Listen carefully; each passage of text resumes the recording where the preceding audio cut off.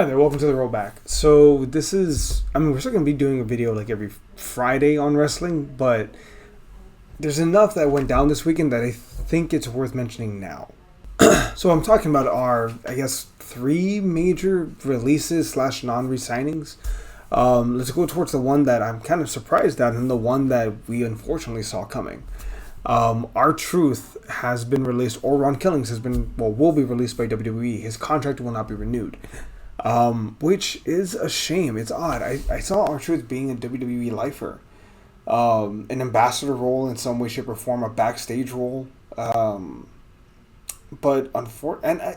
especially considering the fact that he just had a match with Cena, I think, 2 weeks ago? A Saturday Night's Main Event, right before Double or Nothing.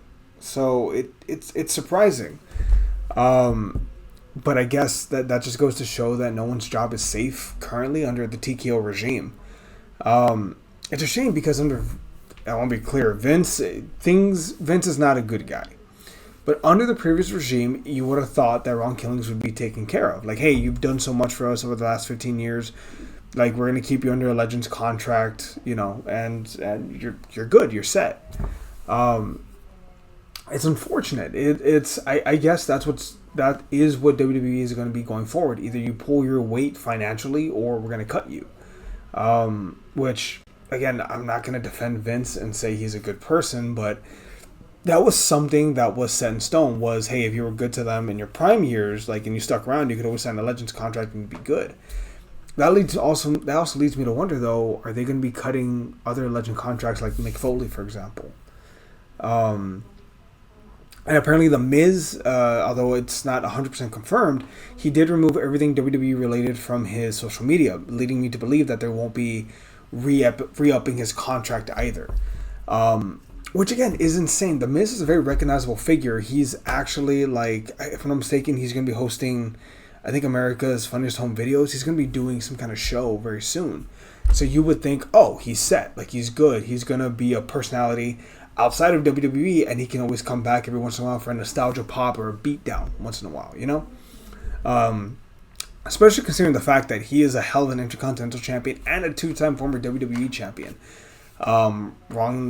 R-Truth being let go, essentially.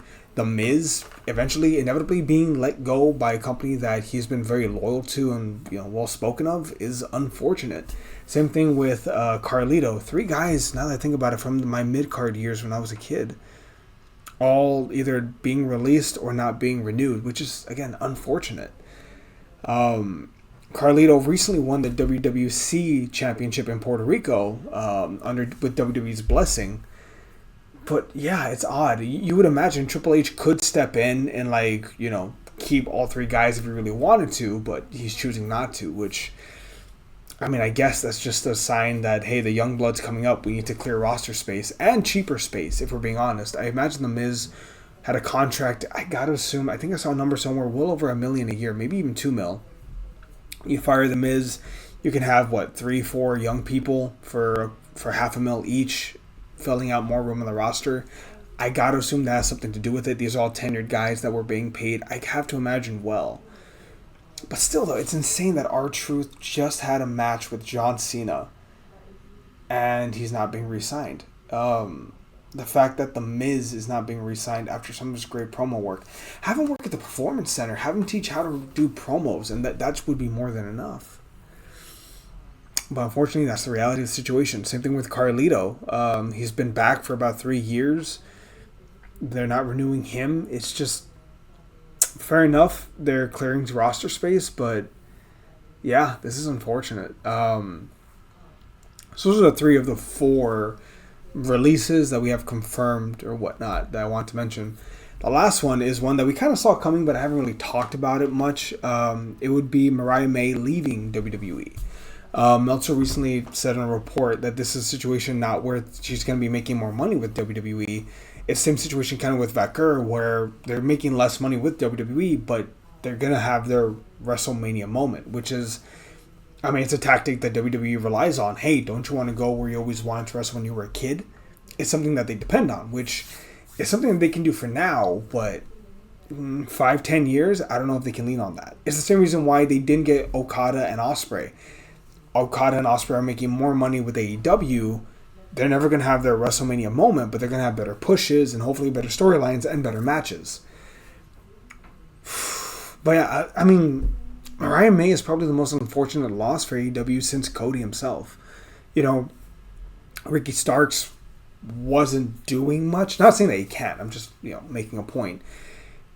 He wasn't doing much, right? Jade Cargill, it was a significant loss as well, but Mariah May, like, her and Toni Storm really should have main evented Revolution.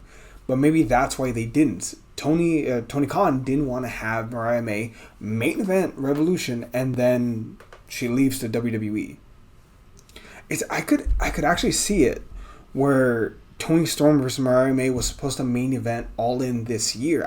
I can see that happening. And it was going to be a street fight, and it was going to be as brutal as it was, but it was going to happen at All In. It was going to be that long of a wait till Mariah May came back to the Woman from Hell, came back and won the Owen Hart Cup. But because Tony didn't know if she was going to resign, he ran the trilogy early, which I guess makes sense. But man, imagine that would be an All-In main event. That would have sold out. That would have helped All In's ticket sales, which is doing well. Don't get me wrong; it's going to end up being the third largest gate in the history of the company. Oh no, the third largest gate. But yeah, and it'll be the largest gate in North America. But anyway, that all said, four unfortunate people leaving their companies, one by choice, the other three are being pushed. I doubt we'll see The Miz in AEW. I doubt we'll ever see Carlito in AEW.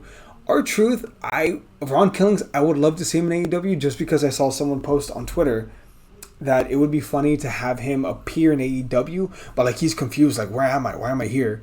And then he starts name dropping people but by their WWE names. Like he sees Claudio and he's like, Cesaro, man, where you been? Or he sees, I don't know, John Moxley's like, Dean, when'd you lose your hair? And then he gets beat down. Something like that would be hilarious. I would love to see that. But yeah, that was unfortunate 4 releases that we had this past weekend. I hope I don't have to do more of these videos. But what do you think? Give their well wishes down below. And be good people, everyone.